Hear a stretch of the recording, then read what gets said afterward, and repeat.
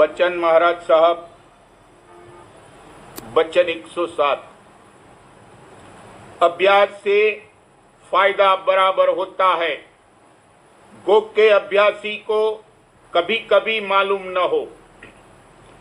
जो कोई के बिजली की कल पर बैठा है, उसको खुद अपने में बिजली समाती हुई नहीं मालूम होती।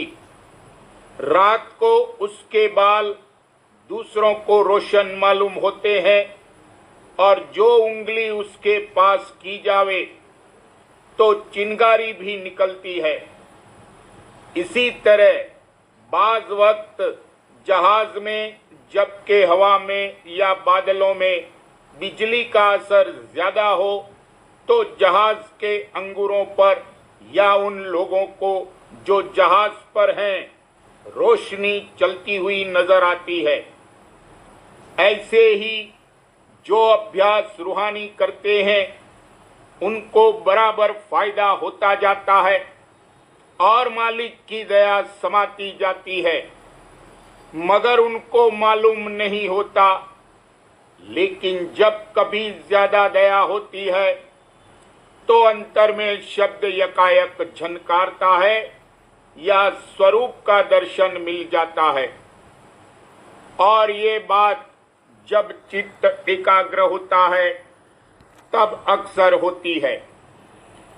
जैसे कि बिजली की कल थामने वाले को एक स्टूल पर जिसके चारों पाए शीशे के होते हैं, और इसका फायदा ये है कि जो बिजली बदन में होकर आती है वो बवजह शीशे के पायों के शीशा बिजली को रोकता है, निकलने नहीं पाती है, खड़ा किया जाता है।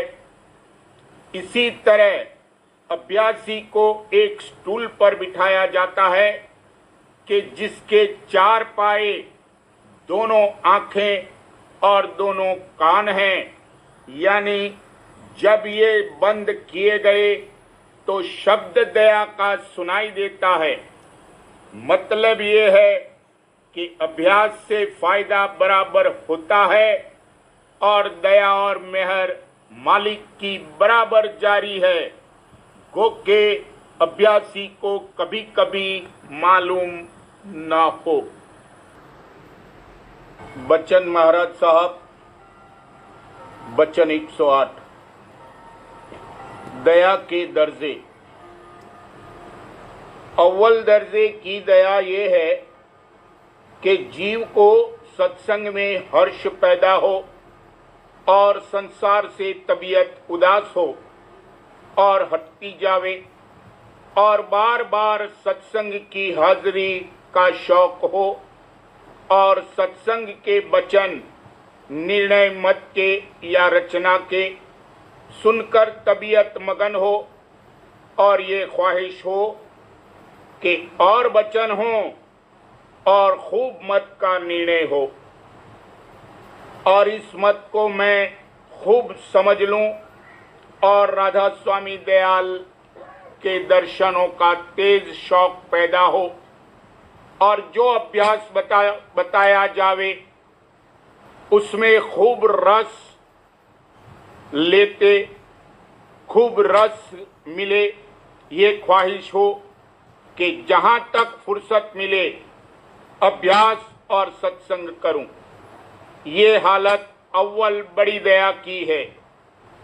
दूसरे दर्जे की दया ये है कि सत्संग में उसको खुशी मालूम हो और संसार से भी चित्त कुछ हट गया हो और सत्संग के वचन उसको प्यारे लगें और मत को समझने की ख्वाहिश हो और परमार्थ की कदर चित्त में अच्छी तरह आ जावे। लेकिन अभी अभ्यास में जैसी चाहिए तबीयत न लगती हो, लेकिन इस बात की ख्वाहिश हो कि अंतर में रस आवे और राधा स्वामी दयाल के दर्शन प्राप्त हों।